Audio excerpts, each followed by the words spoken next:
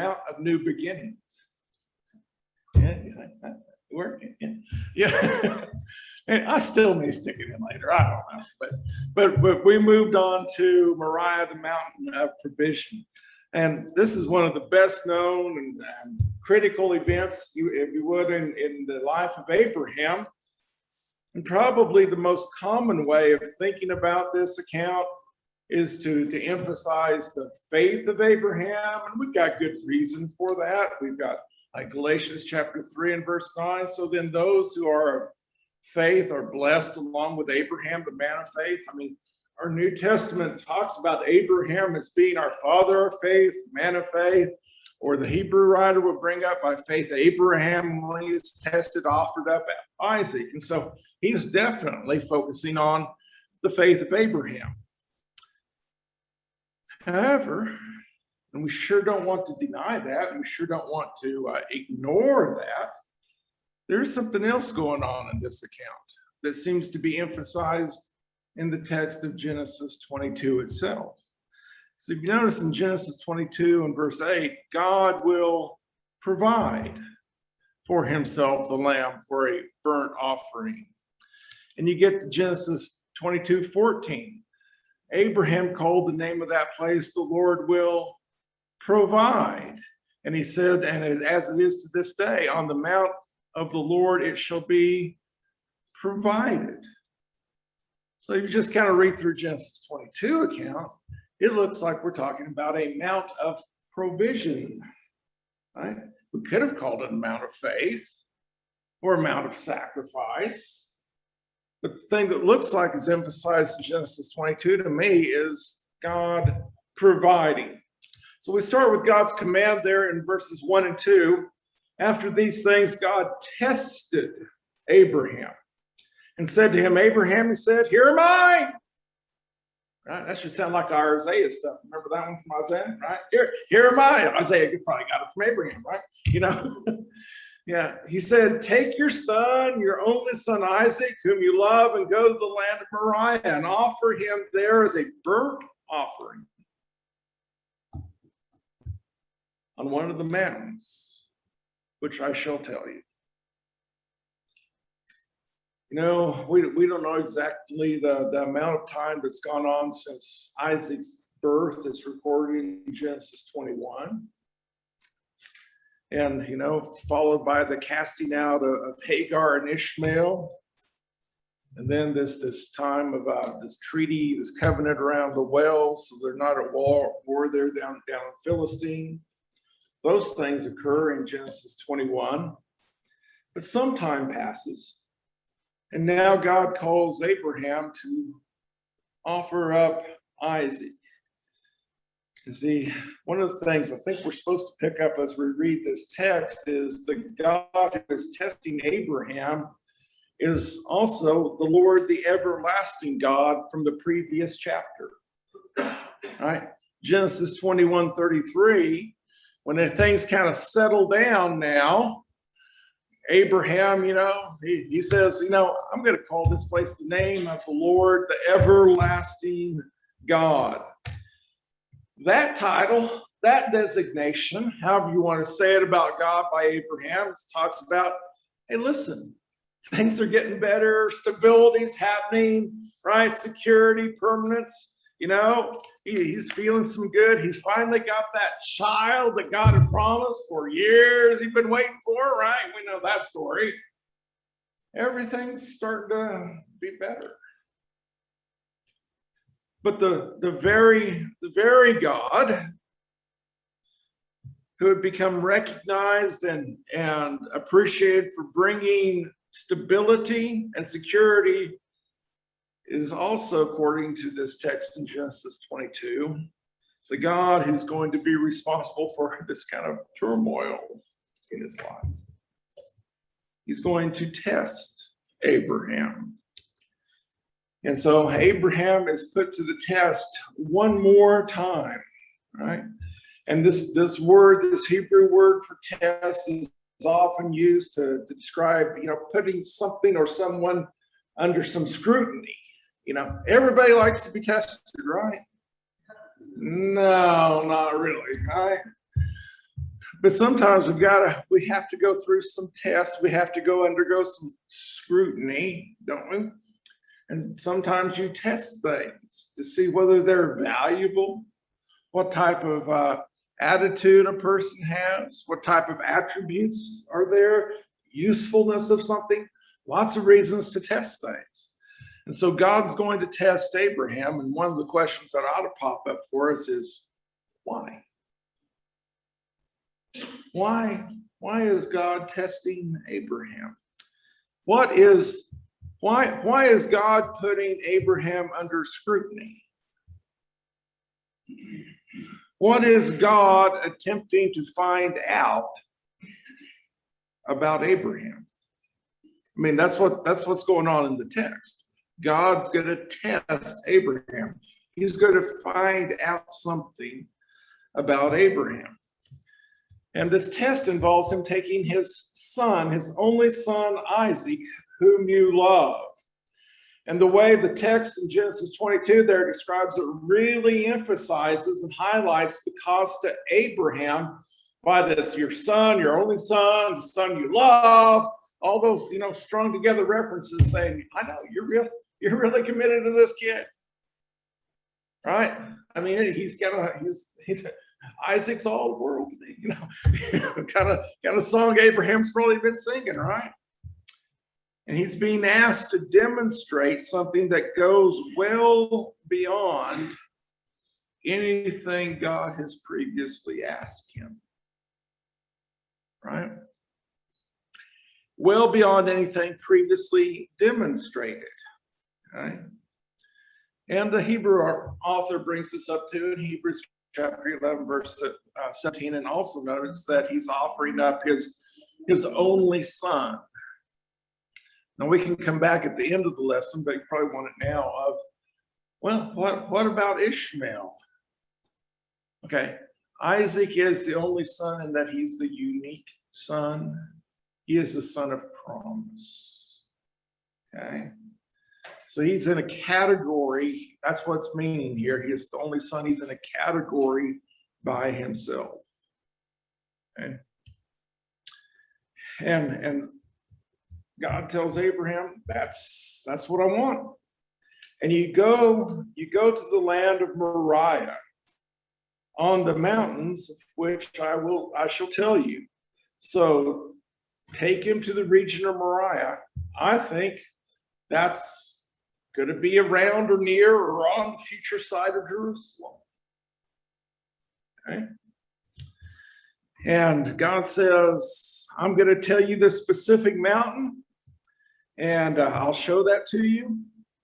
And this is now kind of getting us bookends for the Abraham narrative in Genesis. I know it's not totally the end of the Abraham narrative, but you have God call Abraham to step out in faith and go to this land that I'm going to show you. And now here comes this test kind of at the end of this story of Abraham about go and take your son to this mountain that I will show you.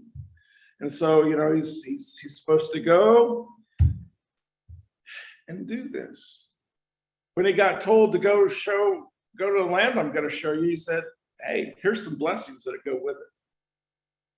You'll remember that, right? Seed, numerous, right? People be blessed through you, those kind of things, right? Kind of sound familiar? Nothing like that in this text. Just kind of take note of that. Nothing like that in this text. And Abraham, what you do is you offer him up as a burnt offering. Okay? It's one of the most fundamental types of animal sacrifices in your Old Testament. You can read some about them, like in Leviticus chapter 1. And it's kind of distinctive in nature because it's the one where the whole animal gets burned up. Burnt offering, whole burnt offering, right? And God is commanding Abraham to offer his own son as a human sacrifice here. I mean, that's what the text says, is it not? And it's the first time that God has put such a demand on Abraham. And you know what? Abraham wouldn't know whether this God desired human sacrifice or not. He hadn't asked him to do this before, but maybe that's part of who he is. And every other sacrifice God has asked Abraham to make was balanced by a promise, in the sense that he kind of make it worth his while, if you would. You may lose something as you go and follow me, Abraham, but there's more to gain. But in this passage, there's really nothing stated to gain for Abraham, is there? Right? There's no promise to balance the laws. And in fact, there's no covenant motivation going on here. In fact, there's covenant jeopardy going on in here, because Isaac's part of that covenant promise. So lots are at stake here, and this is different than anything else God has asked of Abraham. But good old Abraham, right? He rose early in the morning, saddled up the donkey, took 2 of his young men with him, and Isaac, can't forget Isaac. No point in making the trip without him, right? So his son Isaac. And he cut the wood for the burnt offering, and arose, and he went to the place of which God had told him. We can, and you've probably heard some sermons that have had some really good speculation about what's going on in Abraham's head that night. But you know what? That's all that it is. It's speculation, right? We do know from, Genesis 18 that, there have been times where Abraham's thought about questioning God about, like a destruction of some cities. Wouldn't you think this would be a good time to send some questions back God's way? But you don't have any record of that going on here. What is emphasized in the text is Abraham's ready obedience as he moves straight from the command to his preparations for the journey. The text shows he doesn't waste time about this, right? He's setting off early in the morning with Isaac, with a few slaves, and he's even bringing some wood from his home base in Philistine territory of Gerar to go and make the sacrifice with. And then in verse 4, on the 3rd day, Abraham lifted up his eyes, saw the place from afar, and Abraham said to his young men, "Stay here with the donkey. I and the boy will go over there and worship and come again to you." And Abraham took the wood of the burnt offering and laid it on Isaac his son, and he took in his hand the fire and the knife. So went both of them together. Well, we're going to go worship. Well, that's what you do with a burnt offering, isn't it? You go worship. And Isaac now is the one who is going to carry the wood. Seems like that was the responsibility of the donkey before. But now Isaac's going to do that, which has led most people to speculate, including me, that we're now talking about not like the 6-year-old Isaac running around, but we're probably talking teenager, young man Isaac that's going with Abraham as he's carrying the wood, okay?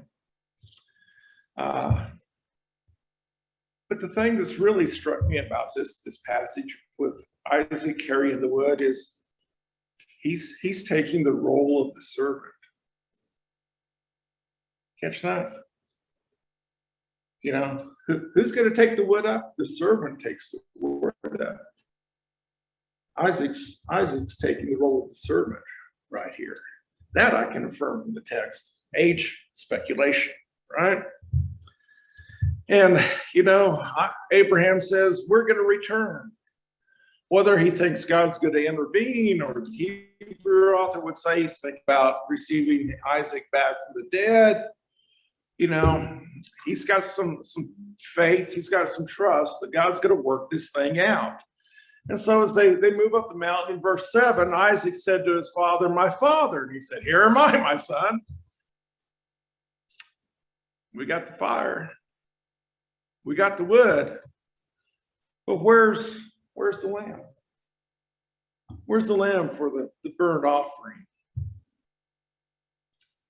See, Isaac's at least pretty aware of what you do with a burnt offering and what's needed, isn't he? He's old enough to know that stuff. And he's also old enough to know that one of those things is missing. Right? How are we going to get this thing carried out? So Abraham said, verse 8, God will provide. God will provide for himself the lamb for a burnt offering, my son. That's a pretty important statement, isn't it? Pretty good way to answer the question, isn't it? So they both of them went on together. And I think Abraham's response here provides kind of the key to understanding this whole event. Abraham has the conviction that God would indeed provide the sacrifice.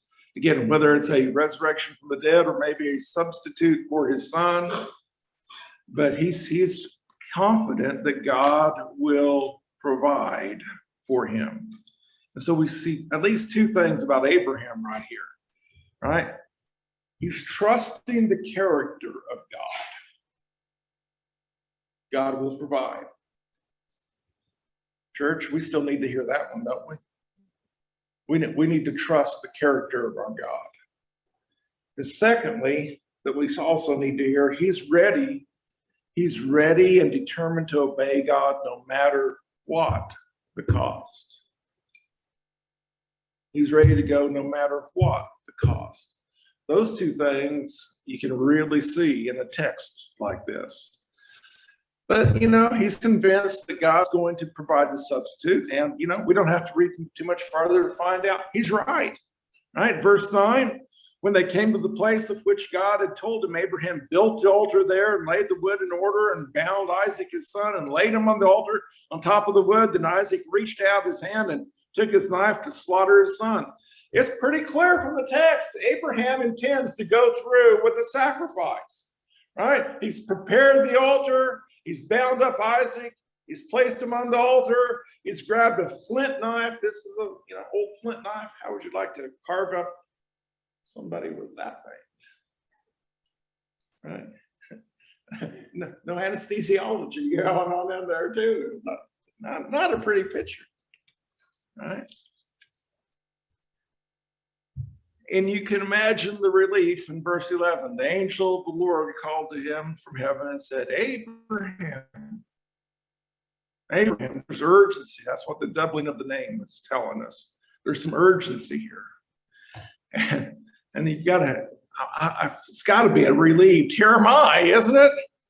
Got to be relieved. Here am I. He said, don't lay your hand on the boy or do anything to him, for now I know that you fear God, seeing that you've not withheld your son, your only son, from me.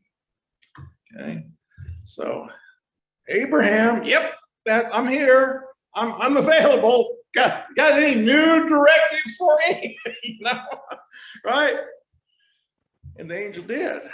Don't kill Isaac. And the angel tells Abraham, that the earlier command was a test. And Abraham has passed the test. See that going on there? It was a test. Now, after the test is over, he gets revealed that this was a test, right? And that he passed. And the phrase, the fear of God, and the related we find in our scriptures, phrase, the fear of the Lord, describe a proper relationship with God. You see, one who fears God knows his or her proper place in the cosmos. God is God and we are not, right? You fear God.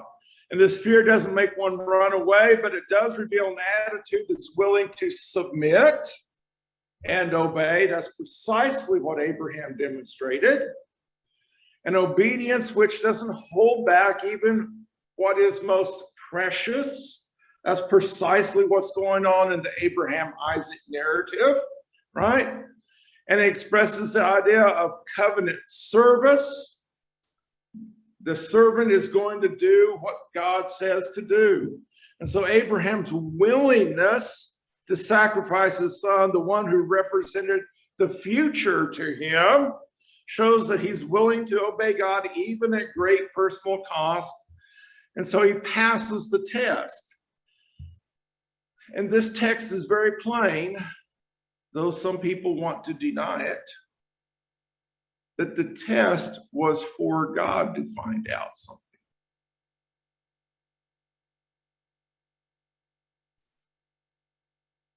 Okay? The test was for, if you would, God's benefit, for God to find out something. And it revealed what God desired to find out. Abraham demonstrated that he feared God. And if it doesn't mean that, the text has no clear meaning whatsoever, folks. The test was for God to find out something about Abraham. And because he passed the test, verse 13, God provides, which Abraham believed that he would, God provides the sacrifice. Abraham lifted up his eyes and looked, and behold, behind him was a ram caught in a thicket by its horns. And Abraham went and took the ram and offered it up as a burnt offering instead of his son. Now, this is a golden ram that's been found in a tomb at Ur, which ought to ring some biblical bells with Abraham. And I find it interesting that you've got almost kind of a royal-looking lamb that's in gold, going on here. But whatever connection you want to have there, in a providential way, God provides a surrogate for Isaac, does he not? God provides. And that's why then in verse 14, Abraham called the name of that place, the Lord will provide, as it said to this day, on the mount of the Lord it shall be provided. Now, most translations I think that we have the Lord will provide. If you're reading from the King James, though, you've got that good old Jehovah Jireh, whatever we think that means, But it sounds pretty snappy in some songs about if you got a song about the names of God, you can throw that one in there and it sounds really good, right? But, the Lord will provide. It can also be translated, the Lord will see. And either translation, provide or sees, makes sense here because what? God saw Abraham's faithfulness and God provided, so it may be deliberately having dual purposes here. God provided the substitute sacrifice. And so, I think we're supposed to now read this as, I'm going to name this place, the Lord will provide, as complementary to the name back in chapter 21 and verse 33. He's the everlasting God. El Olam, the eternal God, the everlasting God, depicts God as responsible for kind of the grand scheme of things. He's the God of the long term. And the Lord will provide recognizes the Lord as the God of the short term, caring for the needs of the moment. And this is why I think this, I named this lesson about Moriah as the Mount of Provision, because this mount is not named, Abraham obeyed.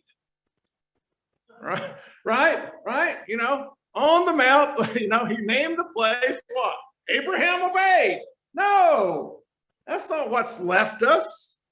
Abraham's thought about this mountain is what? This is the mountain where God provides. See, the name doesn't draw any attention to Abraham's role in the story. You know, Abraham's part is not what's memorialized by the name. It's subordinated. Abraham's part is subordinated to that of the Lord. And so the name is given to it to talk about the beneficial actions of our God. And so the reader, as it's written in Genesis 22, we're supposed to come away from the story more impressed with God's faithfulness than Abraham's compliance. God has provided. And I think, folks, we need to be impressed with God's faithfulness. We need to be impressed with the faithfulness of our God. Right? And that's really just highlighted for the reader, right? In days before bold type and all that, you know, change it to italics, you know, how do you want to impress that? Well, I'll say it three different ways here in this text, right? We'll talk about the Lord will provide, then we'll talk about it as it is to this day. And so this is something that's ongoing. It wasn't just a short-term thing, but this has got continuing relevance down to the time of the author of the text. And then the third way comes back in the mount of the Lord. It shall be provided. I mean, he's doing everything in the text you can say, this is the emphasis here. Reader, be impressed with the faithfulness of God's provision. And that's Moriah. It's called the mountain of the Lord, the place where God makes his presence known. And maybe that should take us back to Eden, like we talked about last week. The mountain of the Lord, where God is there walking with his people. Maybe it should take us forward, you know, from the Genesis account to Sinai, that gets labeled as the mountain of the Lord in Exodus chapter 3.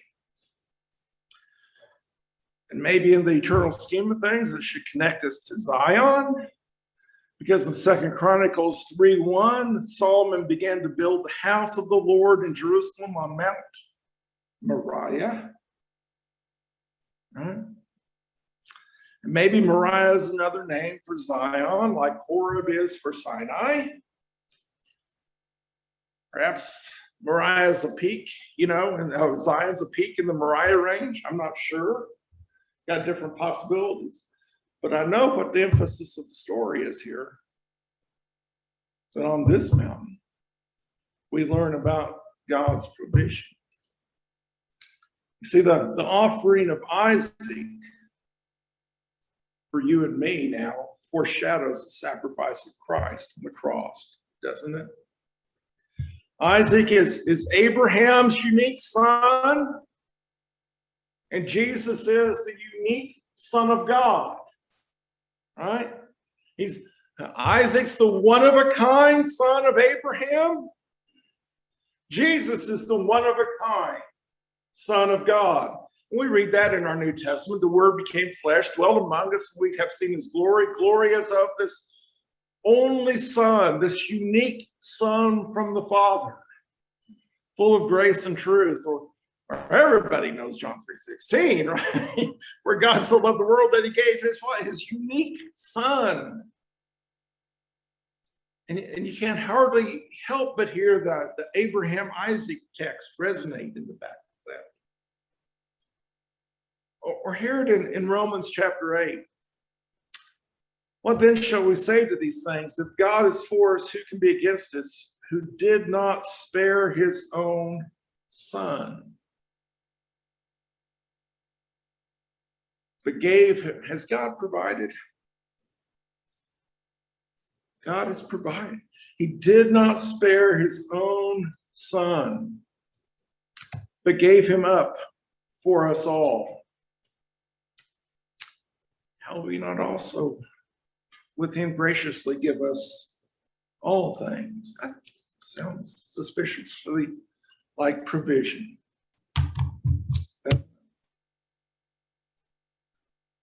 But there is one major difference between Isaac and Jesus, right?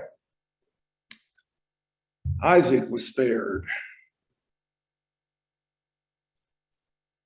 Jesus wasn't. Christ wasn't. God loves us enough that he didn't spare his only son.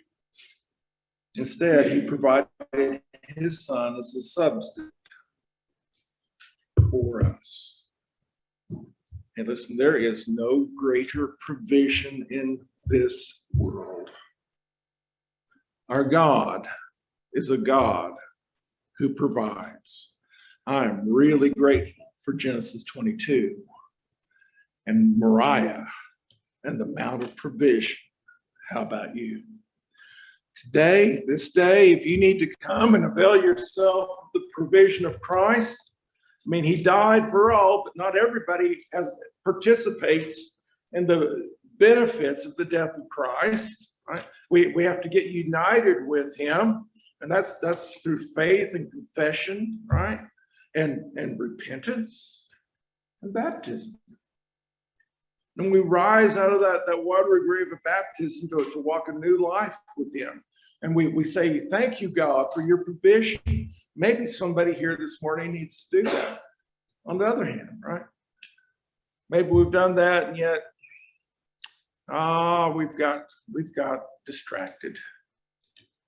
And we forget about just how good our God is and how great his provision is.